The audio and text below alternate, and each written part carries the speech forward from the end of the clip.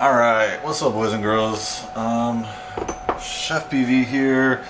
We are going to quickly do a switcheroo, moving our camera around on an ÄTHER.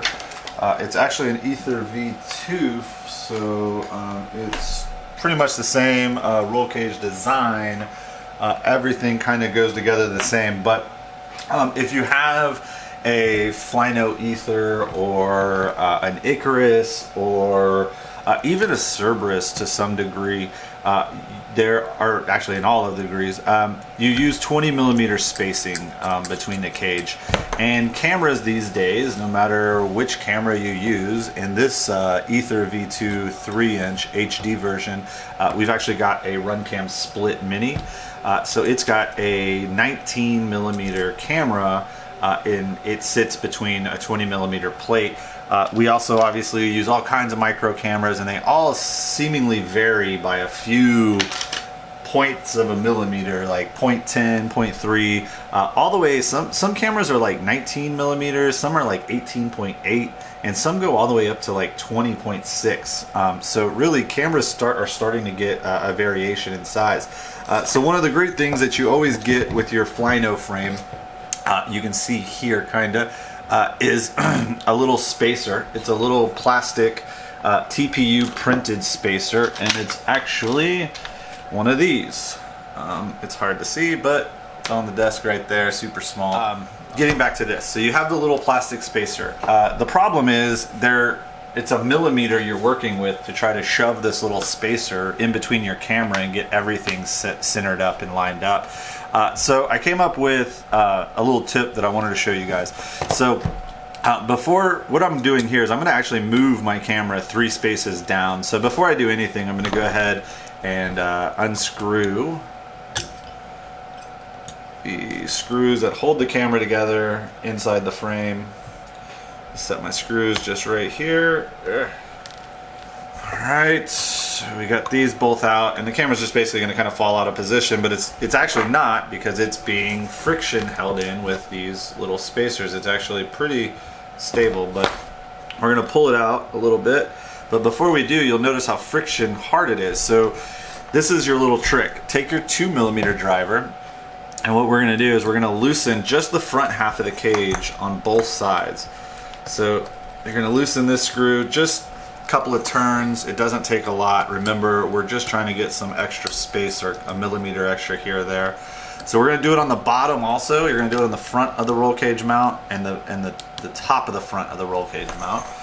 And what we're going to do is loosen up the grip on our camera. And now we're able to shift our camera out, which we just did, and our spacers. So the question now is how do you get them back in there with your camera and all that, right? So it's actually really simple. What we're gonna do, we're gonna move this actually all the way to the bottom. So I'm gonna get one screw ready, and I'm gonna get one of my spacers, and I'm gonna put it where this first screw is gonna go. So I'm going to take and put it just to where, I mean, it is just barely. Alright, holding that little spacer in place. So now I'm going to carefully take my camera, and I'm going to use that extra space to kind of push the other way. I'm going to get up, there it is, get my camera lined up where it goes. I'm going to get that first one going, right? Alright, I swear this is super easy whenever you do it not on camera. So there we go, we got it in there. There we go. Slide it past that first one, push your screw in with your finger a little bit to get it in that hole. Just start to turn it. You don't need... Alright, so I got the first screw started. This is the key. Get that first screw not all the way tight, but you want it to where it's actually holding in the camera as just firmly. So we got it in there. Okay, so it's now got one side in. Now this is the tricky part where it's hard to get that second one in, but if you loosen that top screw and that bottom screw, what you can do is you can use the tip of your driver to position it and slide it, and as you slide it, pinch the cage. There you go. Pinch the cage and hold it in place. Take your other screw,